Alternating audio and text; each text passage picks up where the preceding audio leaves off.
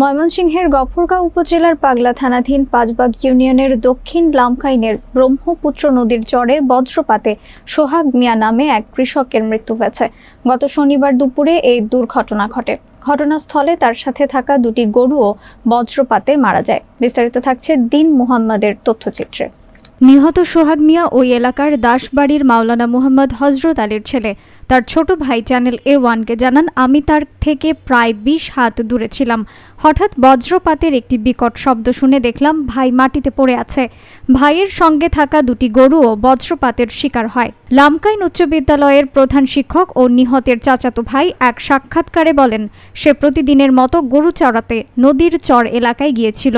হঠাৎ বৃষ্টির সঙ্গে বজ্রপাত হলে ঘটনাস্থলেই তার মৃত্যু হয়। নিহতের বাবা জানান, সোহাগ মিয়া 2 সন্তানের জনক ছিলেন। স্থানীয়রা সবাই এই মর্মান্তিক ঘটনায় শোক প্রকাশ করেন এবং ঝড় বৃষ্টির সময় বাড়ির বাইরে না যাওয়ার প্রতি সচেতন থাকার আহ্বান জানান। স্থানীয়রা বলছেন, আসুন আমরা সবাই ঝড় বৃষ্টির সময়ে সাবধান হই এবং নিরাপদ জায়গায় থাকি। কৃষিকাজের পাশাপাশি গরুগুলিও মাঠে চড়াইতো। আবহাওয়া যখন খারাপ দেখা দেয় তখন তারা 2 ভাই গরুগুলি একসাথে করে নিয়ে আসতেছিল। ছোট ভাই পিছনে ছিল, সে আগে ছিল, 2টা গরু তার সাথে ছিল। এই মুহূর্তে হঠাৎ করে বজ্রপাতে দেখা গেছে একটা গরু পড়ে যায়, আগে সাথে সাথে সেও গরুর সাথে পড়ে যায়, গরু উপরে।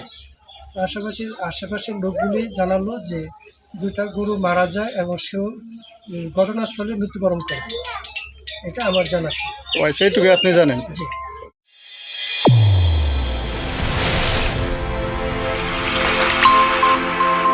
চ্যানেল A1 হৃদয় রেসপন্স।